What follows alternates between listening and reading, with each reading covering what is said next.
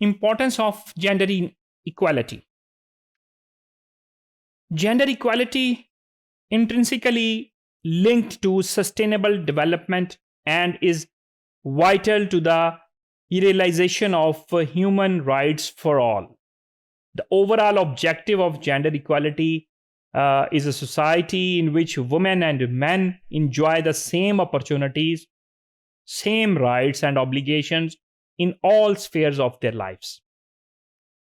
Gender equality and economic development in Pakistan is important, resulting in an increased GDP. Jobs will be given to people regardless of their gender. As women are also part of this society, और ये हमारी population का almost 50% हिस्सा हैं, their active role in workforce would certainly decrease the economic crisis currently in this country. कि जब उनकी participation active नहीं होगी तो सर्टनली जो इकोनॉमिक क्राइसिस है वो कंट्री में आएंगे. जब आधे लोग इकोनॉमिक डेवलपमेंट में पार्टिसिपेट ही नहीं कर रहे होंगे तो आप समझ सकते हैं कि डेवलपमेंट कैसे होगी. हम रूरल सोसाइटी की ही बात करते हैं कि एक आपके गांव में, आपके विलेज में एक लैंड है, तो आधी लैंड अगर आप काश्त ही ना करें, वो वैसे ही पड़ी रहे, तो फिर क्या आपकी प्रोग्रेस आपके दूसरे जो लैंड का पीस है, दूसरा आपका जो पड़ोसी है, दूसरा किसान है, उसके बराबर हो सकती है? डेफिनेटली नहीं हो सकती. 10 एकड़ आपके पास है, 10 एकड़ आपके पड़ोसी किसान के पास है, तो आप 5 एकड़ को काश्त ही ना करें, तो वही बात है कि जो 50% सोसाइटी सेगमेंट है वो अगर एक्टिव रोल प्ले नहीं करता इकोनॉमिक डेवलपमेंट में, तो इकोनॉमिक क्राइसिस ही अल्टीमेटली होंगे. Gender equality is a central component to development. Yet Pakistan currently ranked the second lowest country in the world gender equality, according to the Global Gender Gap Index. ये बड़ी alarming बात है. Yet Pakistan currently ranked the second lowest country in the world for gender equality according to the Gender Gap Index जो है उसमें हम देखते हैं कि आखिरी दूसरा नंबर है हमारा. तो जेंडर प्लानिंग, अब जेंडर प्लानिंग को हम पहले भी डिस्कस कर चुके हैं.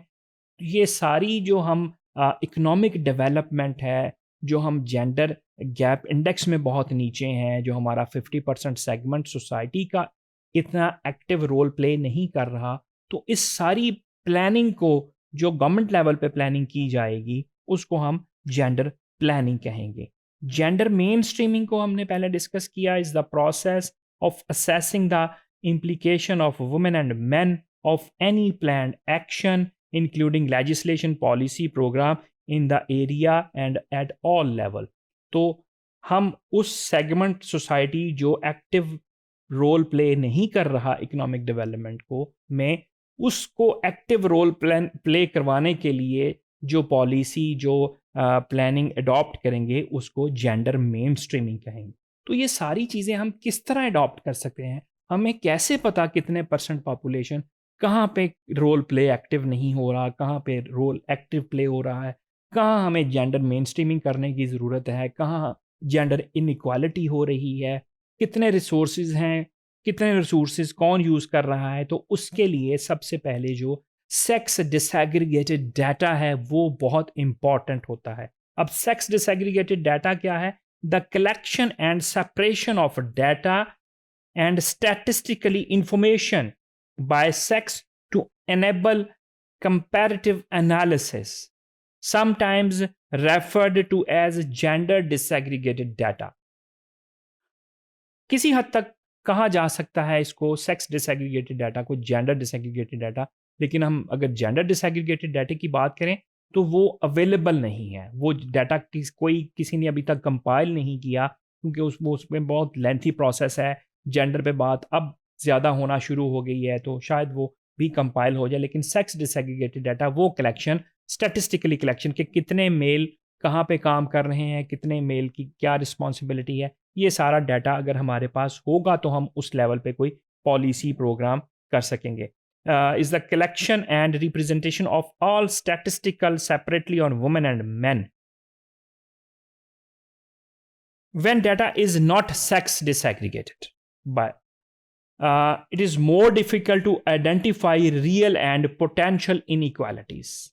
Sex disaggregated data is necessary for gender analysis, for gender planning, for create any policy, for any decision making, for the gender mainstreaming. तो जेंडर एनालिसिस क्या है बेसिकली, जिसके लिए हमें सेक्स डिसएग्रीगेटेड डाटा चाहिए, जेंडर मेन स्ट्रीमिंग करने के लिए हमें सेक्स डिसएग्रीगेटेड डाटा चाहिए.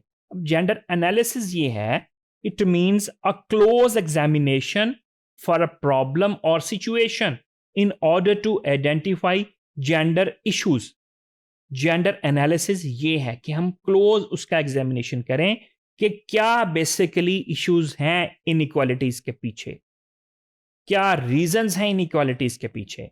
कल्चरल इश्यूज हैं, सोशल इश्यूज हैं, इकोनॉमिक गैप है, एजुकेशन के प्रॉब्लम है, क्या प्रॉब्लम है जेंडर इश्यूज के पीछे. तो उसको हम कहते हैं जेंडर एनालिसिस. इसको systematic gathering and examination of information on gender differences and social relation in order to identify, understand, and redress inequalities based on gender. Gender analysis is a valuable descriptive and diagnostic tool for development planner and crucial to gender mainstreaming efforts. Gender analysis of a development program involves identifying the gender issues within the problem which is being addressed and in the obstacles to progress. So, all these issues can addressed in all aspects of the program, in project objective, in the choice of intervention, strategy and method of program implementation. So, gender analysis is a critical examination of how differences in gender roles, activities, needs, opportunities, and rights, entitlement affects men, women, girls, boys in certain situation. के एक gender analysis मैंने खुद भी किया था, वो मैं आपसे शॉर्टली शेयर कर लेता हूँ. कि हम देख रहे थे कि जो स्कूल में, प्राइमरी लेवल स्कूल में बच्चियों की इनरोलमेंट क्यों कम है, उस जेंडर एनालिसिस करने के लिए, उस क्लोज एग्जामिनेशन के लिए हमें सेक्स डिसएग्रीगेटेड डाटा चाहिए था एक पर्टिकुलर एरिया का. उसमें हम रूरल एरियाज़ में ही हमने इसमें काम किया.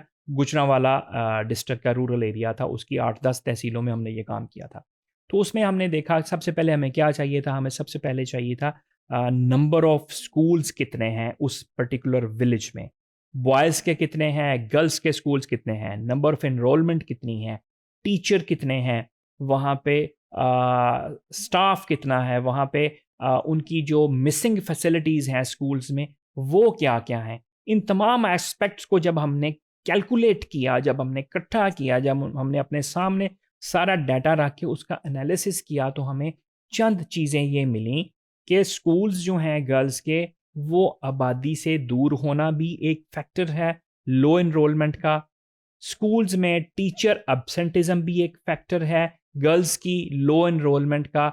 बच्चों के टीचर अगर एब्सेंट हों तो कोई इतना मैटर नहीं करता, लेकिन बच्चियों पे हम लोग बहुत ध्यान देते हैं, बच्चियों स्कूल में भेजते हैं, और वहाँ पे अगर टीचर एब्सेंटिज्म है, टीचर ही नहीं आती, तो लोग अपने बच्चों को वापस बुला लेते हैं, उठा लेते हैं.